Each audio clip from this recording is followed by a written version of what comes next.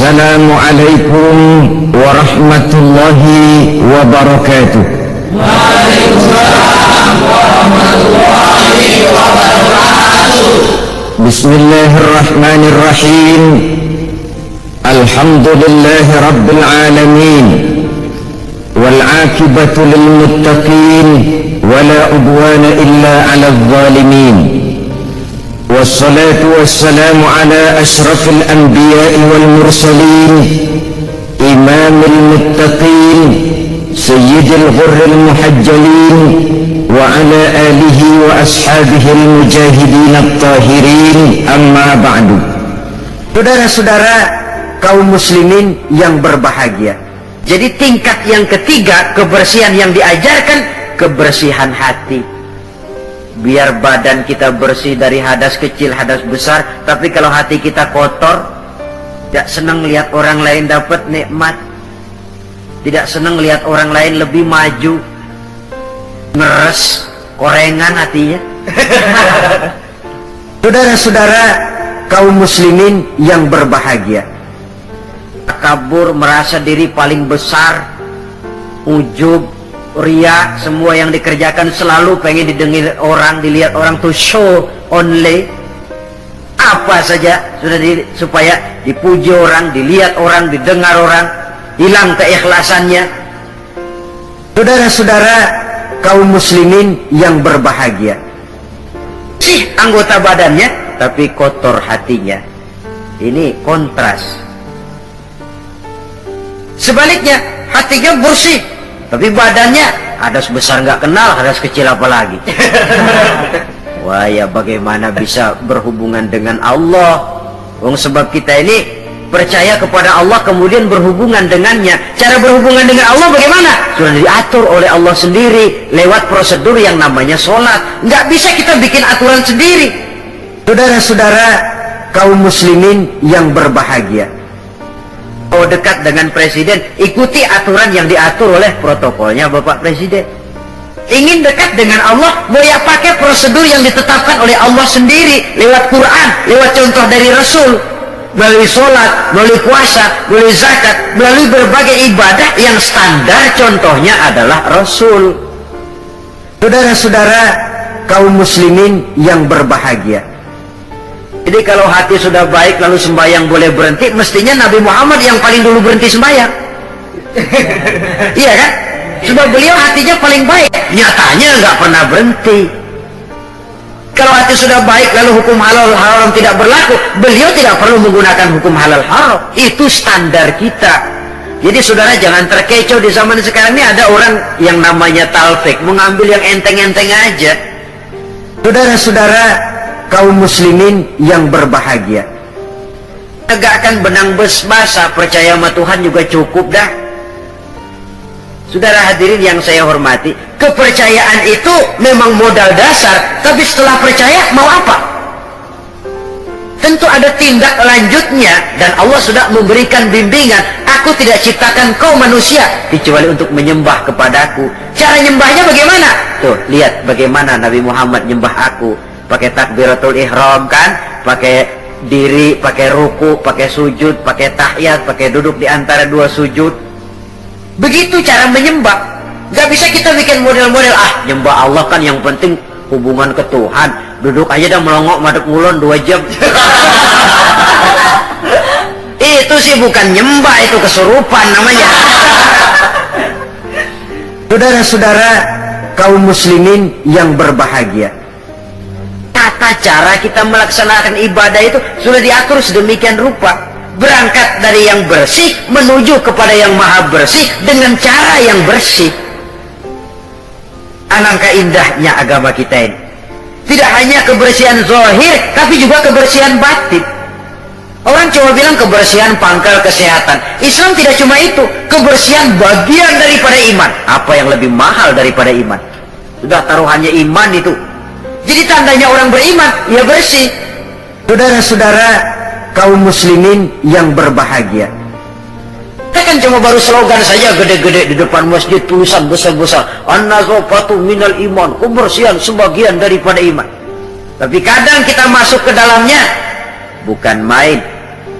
kebersihan yang tidak sesuai dengan temanya kadang-kadang di sebagian tempat. Cuma baru slogan besar-besar, tulisan gede-gede, kebersihan sebagian daripada iman. Tapi kita sendiri dalam realitanya tidak menyadari demikian besar Islam memperhatikan masalah kebersihan ini. Saudara-saudara kaum muslimin yang berbahagia, oleh karena itu saudara, yang ketiga ini berat, menjaga kebersihan hati dari akhlak yang tercela. Caranya bagaimana? Menurut tuntunan orang-orang sufi ada 3 jalan. Pertama yang disebut takhalli, yang kedua yang dinamakan tahalli, dan yang ketiga dinamakan tajalli. Beda ha, kha, dan jim. Pertama kha, ada titiknya kan. Yang kedua ha, titiknya hilang. Yang ketiga ada titik lagi, jim. Saudara-saudara kaum muslimin yang berbahagia, tahalli artinya mengosongkan hati dari sifat yang tercela. Setelah kita belum bisa jujur, tapi bohong kurangin. Setelah kita belum bisa sabar, tapi marah kurangin. Orang yang nggak bohong belum tentu jujur loh. Ya, nggak bohong itu belum tentu jujur. Sebab ada orang nggak mau bohong, tapi nggak mau menyampaikan apa adanya. Bohong sih enggak, cuma apa adanya enggak dia sampaikan. Saudara hadirin yang saya hormati, itu yang disebut takhalli, mengosongkan diri dari semua sifat yang tercela. Suka nipu orangnya dibuang, suka ngerugiin orangnya dibuang, takabur, riya, sombong dibuang. Itu yang namanya takhalli, mengosongkan diri dari semua sifat yang tercela. Saudara-saudara kaum muslimin yang berbahagia, itu sudah tidak ada, lalu tahalli, hiasi hati yang sudah kosong dari sifat yang tercela tadi dengan sifat-sifat yang terpuji. Begitu takaburnya hilang, muncul tawadu, rendah hati. Begitu riyanya habis, ikhlasnya timbul. Begitu kufurnya hilang, syukurnya muncul. Tahalli namanya. Jadi ibarat rumah, habis kita sapuin, kita pajangin. Saudara-saudara kaum muslimin yang berbahagia, orasiin, didekor lah, taruh yang pantas ini foto di mana. Sebab bagus pun kalau nggak pada tempatnya, tentu tidak baik jadinya. Nah, kalau sudah tahalli, menghiasi diri dengan sifat-sifat yang terpuji, tajalli, nanti akan nampak kekuasaan Allah di hadapan kita. Diberikan oleh Allah sesuatu yang tidak diberikan kepada orang lain, satu keistimewaan dari Allah Subhanahu wa ta'ala. Saudara-saudara kaum muslimin yang berbahagia, cerminnya itu hati, saudara-saudara. Kalau itu kotor, udah kotor yang lain. Anggota badan ini cuma sekedar prajurit yang hanya patuh kepada komandan, dan komandannya adalah hati, raja dalam kerajaan tubuh manusia. Saudara-saudara kaum muslimin yang berbahagia, tapi hati kan nggak kelihatan Pak, bagaimana nilainya? Yang tidak kelihatan bisa dinilai. Bisa. Dari mana? Ya dari anggota badan ini. Soal hakikatnya memang terserah Allah, tapi kita lihat kan zohirnya. Karena anggota badan yang kelihatan toh digerakkan oleh hati. Jikalau hati itu baik, maka dia akan mengarah kepada gerak-gerak yang baik. Tapi jikalau hati itu jahat, tentu anggota badan ini pun akan mengarah kepada gerak dan perbuatan yang jahat juga. Saudara-saudara kaum muslimin yang berbahagia, kemudian tingkat kebersihan yang tertinggi yang terakhir, yang keempat, tathiru sirri amma siwallah, membersihkan diri, membersihkan seluruh rahasia dari yang selain Allah. Nah ini sudah kelasnya para anbiya ini. Orang kayak begini sudah nggak perlu dunia? Perlu, tapi ala kadarnya, dan dunia dia gunakan penunjang jalan menuju Allah. Saudara-saudara kaum muslimin yang berbahagia, semua kegiatan hidupnya tujuannya sudah Allah saja. Dan memang itu idealnya, menjadikan Allah sebagai tujuan akhir dari seluruh kegiatan hidup kita. Cari nafkah buat apa? Kasih makan anak istri. Kenapa kasih makan anak istri? Kewajiban. Dari siapa kewajiban? Dari Allah. Itu kan namanya tujuan akhirnya Allah. Walaupun secara zahir kita katakan, saya cari nafkah buat anak istri kok, tapi itu perintah Allah. Saudara-saudara kaum muslimin yang berbahagia, Jangan menjadikan yang selain Allah sebagai tujuan akhir dari kegiatan hidup kita. Nanti akan tergelincir dari norma-norma akidah yang seharusnya kita yakini. Membersihkan diri dari yang selain Allah. Menjadikan Allah sebagai tujuan akhir dari seluruh kegiatan hidupnya. Dan itu sesuai dengan kontrak kita. Inna salati wa nusuki wa mahyaya wa mamati lillahi rabbil alamin. Ibadahku, hidupku, solatku, matiku cuma untuk Allah Tuhan, seru sekalian Allah. Saudara-saudara kaum muslimin yang berbahagia, sehingga walaupun kita mencari nilai-nilai dunia, memang tujuannya untuk menunjang kehidupan akhirat. Makanya Allah pesan dalam satu ayat, wabtaghi fima atakallahu ad-daral akhirata wa la tansa nasibaka minad dunya wa ahsin kama ahsanallahu ilaika wa la tabghil fasada fil ard innallaha la yuhibbul mufsidin. Saudara-saudara kaum muslimin yang berbahagia, dengan karunia yang diberikan Allah kepadamu, carilah akhirat, tapi jangan lupakan bagianmu di dunia ini. Cari akhirat, tapi jangan lupakan bagianmu di dunia ini. Wa ahsin kama ahsanallahu ilaika, dan berbuat baiklah sebagaimana Allah telah berbuat baik kepadamu. Jangan menebarkan kerusakan di permukaan bumi. Sesungguhnya Allah tidak suka kepada orang yang menebarkan kerusakan di permukaan bumi ini. Saudara-saudara kaum muslimin yang berbahagia, jelas sekali ayat ini. Di samping menganjurkan adanya keseimbangan dalam kehidupan kita, tetapi stresnya tetap saja cari akhirat. Namun jangan lupakan bagianmu pada kehidupan di dunia ini. Saudara, apabila 4 fase kebersihan ini kita telusuri, kemudian kita amalkan, pada tahapan pertama berusahalah supaya kita jadi orang yang bersih, baik dari hadas kecil maupun hadas besar. Saudara-saudara kaum muslimin yang berbahagia, kalau saudara misalnya sudah biasa hidup, membiasakan mempunyai wudhu dalam hidup ini. Sebab tidak cuma untuk sholat, utamanya memang itu, tapi mau pergi dagang wudhu dulu, bagus. Mau berangkat kerja wudhu dulu, bagus. Untuk sesuatu yang tujuan yang bersih, harus kita mulai dari sesuatu yang bersih juga. Saudara-saudara kaum muslimin yang berbahagia, itu kita lalu meningkat, berusaha menjaga kebersihan anggota badan, berusaha supaya tangan ini jangan mengundang dosa, supaya mata ini jangan mengundang dosa, supaya kaki ini tidak melangkah ke tempat yang bisa membawa dosa, supaya perut ini tidak kemasukan barang yang mengandung dosa. Saudara kaum muslimin rahimakumullah, jangan sampai menunggu teman sakit. Kapan sih lo mau main ke rumah gue? Ntar deh ya kalau lo sakit.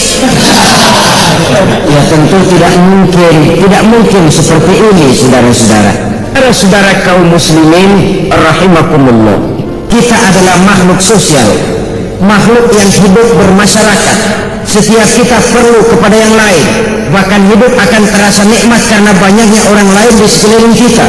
Tidak seorang pun di antara kita yang mampu menutupi kebutuhan hidupnya secara sendiri.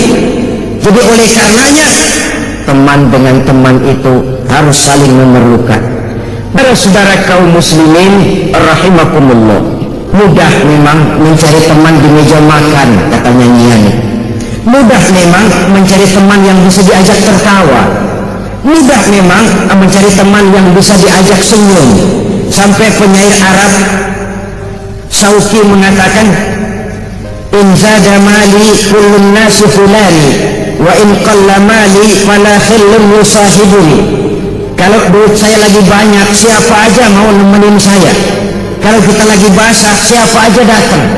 Saudara kaum muslimin rahimakumullah, kalau kita lagi banyak rezeki, siapa saja ngaku saudara. Yang kita nggak kenal, ketemu baru tumben manggil encing. Ketemu baru itu encing kita dipanggil.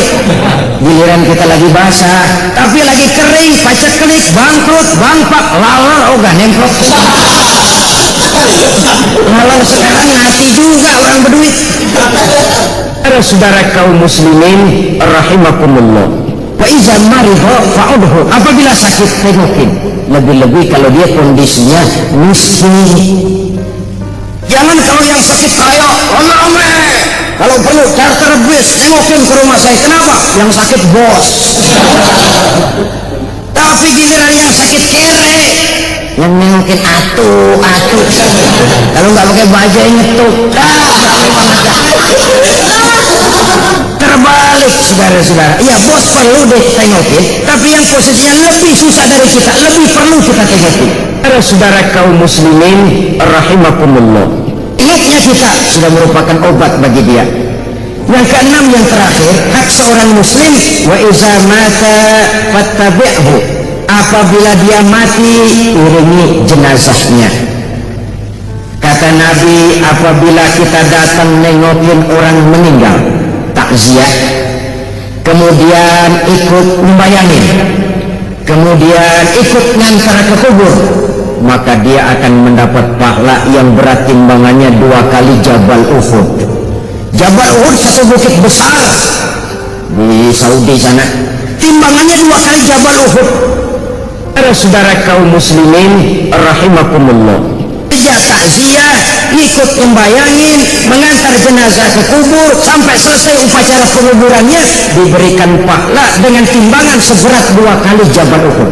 Sesuatu yang sangat luar biasa. Takziah, dia yang sudah meninggal memang tidak lagi bisa melihat kita secara zahir, tapi dia tahu, karena orang Islam mati bukan mati kayu, mati yang selesai lalu selesai begitu saja. Tidak. Karena itu mari kita jadikan satu kebiasaan, membantu keluarga yang mendapat musibah dan kesulitan menurut yang kita mampu. Saudara kaum muslimin rahimakumullah, dia dengan adab, malam keluarga yang tinggal kita tunggui dengan omongan nasihat yang baik, mentradisikan agama, membaca ayat-ayat suci Al-Quran, menghibur hati yang masih hidup dan mengiringi yang sudah wafat dengan iringan doa, sehingga dengan demikian baik hubungan kita kepada yang masih hidup dan baik juga hubungan kita kepada yang sudah meninggal. Terima kasih. Wassalamualaikum warahmatullahi wabarakatuh.